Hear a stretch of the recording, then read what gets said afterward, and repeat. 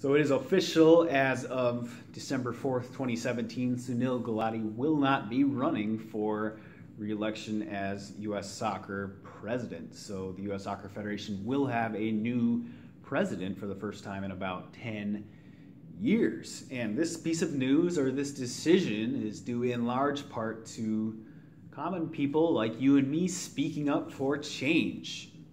Eventually, we reached a tipping point where this decision had to be made by our U.S. Soccer president. And this is the same type of influence we saw with the resignation of Bruce Arena, the U.S. national team coach, for the U.S. men's national team World Cup qualifying failure. And it's the exact type of pressure you see with open soccer nations around the world, normal soccer nations, I'll call them. It took us a little longer here in America to exact these points of change, but they ultimately did happen because the people ultimately spoke up and got their way. Enough people united together behind one voice, and this change had to happen.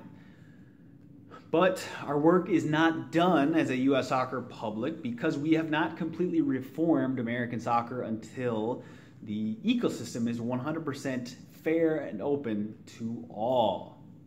So beyond just removing the national team coach or the U.S. soccer president, we need to look a little bit deeper. So what about the U.S. soccer board? Who is on that? Who sits in the boardroom and makes decisions for the future of our federation? What about the relationship between U.S. soccer and MLS, Soccer United Marketing?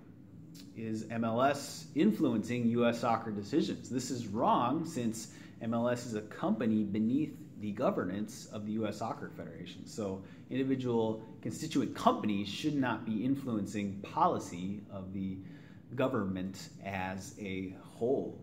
We already know that U.S. Soccer has given MLS exclusive control of the U.S. Soccer Division I sanction, so essentially declaring it's the winner in the U.S. soccer industry or marketplace, and thereby denying opportunity and incentive for 99% of the industry members below the MLS company in Division I. So that in itself is flat out corrupt and wrong, and we need to change that. So we will not rest until the system is 100% fair and open for all constituents. And we're going to get a new U.S. soccer president, and it's possible that we may get a new president that is 100% adamant for an open USA soccer system, one that will work tirelessly to achieve it.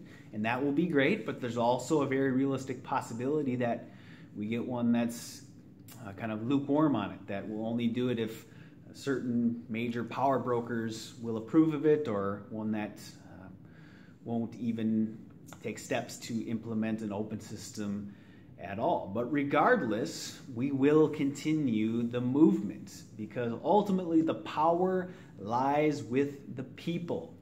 Common folks like you and me. We may not think we have a lot of influence as individuals in our own small circles, but if we can unite behind one common goal and keep speaking up for equality and opportunity in the USA soccer ecosystem, eventually we are going to grow the movement so big that we're going to reach a tipping point, and the power brokers will ultimately have to bow to our wishes. And it could come about in different ways. It could be the next U.S. soccer president. It could be FIFA stepping in and implementing its open system mandate that it applies throughout the rest of the world.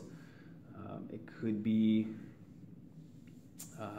a alternate federation, one that rises up as an alternate to the current U.S. Soccer Federation and gets FIFA sanctioning to govern and found an open USA soccer pyramid for clubs.